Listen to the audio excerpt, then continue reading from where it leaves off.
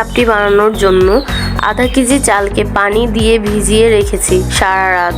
এখন একটি ব্লেন্ডারে চালগুলো দিয়ে দেব। ঢাকনা দিয়ে ঢেকে ব্লেন্ড করে নেব। ব্লেন্ড করা হয়ে গিয়েছে। একটি পাত্রে দিয়ে দেব 1 কাপ পেঁয়াজ কুচি, হাফ কাপ ধনিয়া পাতা কুচি, হাফ কাপ পেঁয়াজ পাতা কুচি, ঝালের পরিমাণ অনুযায়ী মরিচ কুচি, 1 টেবিল চামচ আদা রসুনের পেস্ট, জাস্ট পিঞ্চ হলুদ গুঁড়া, জাস্ট পিঞ্চ ধনিয়া গুঁড়া, 1 টিস্পুন লবণ। চামচ দিয়ে সবগুলো ভালো করে মিক্স করে দেব। আধা ঘন্টার জন্য ঢাকনা দিয়ে ঢেকে রাখবো। আধা ঘন্টা পর ঢাকনা খুলে দেব এবং মিশিয়ে দেব ভালো করে। মিডিয়াম আঁচে একটি কড়াইয়ে অল্প তেল দিয়ে দেব এবং টিস্যু দিয়ে তেল কড়াইয়ের চারপাশে লাগিয়ে দেব। 1 চামচ ব্যাটার দিয়ে দেব এবং গোল করে ছড়িয়ে দেব।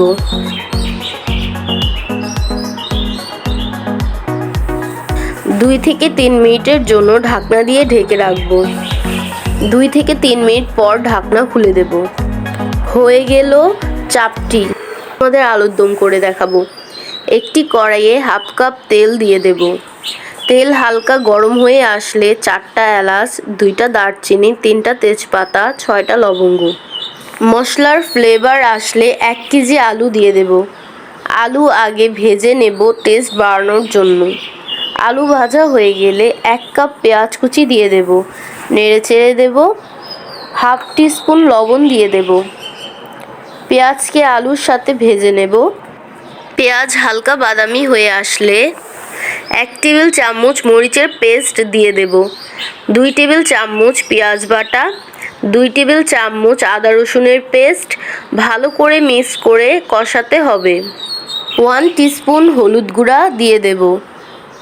1 টিস্পুন মরিচ গুঁড়া, জাস্ট পিঞ্চ ধনিয়া গুঁড়া, জাস্ট পিঞ্চ গরম মশলা সবগুলো মিশিয়ে দেব।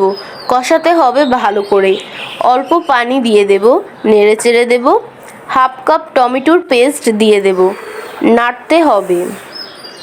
এখন 10 মিনিটের জন্য ঢাকনা দিয়ে ঢেকে দেব কষানোর জন্য। 10 মিনিট পর ঢাকনা খুলে দেব। পরিমাণ অনুযায়ী গরম পানি দিয়ে দেব আলু সিদ্ধ হওয়ার জন্য। আবার 15 মিনিটের জন্য ঢাকনা দিয়ে ঢেকে রাখবো। 15 মিনিট পর ঢাকনা খুলে দেব। হাফ টিস্পুন জিরা গুঁড়া, হাফ টিস্পুন চিলি ফ্লেক্স দিয়ে দেব এবং নেড়ে চেড়ে দেব। আবার ঢাকনা দিয়ে ঢেকে রাখবো 2 থেকে 3 মিনিটের জন্য। ঢাকনা খুলে দেব। হয়ে গেল মজাদার আলুর দম।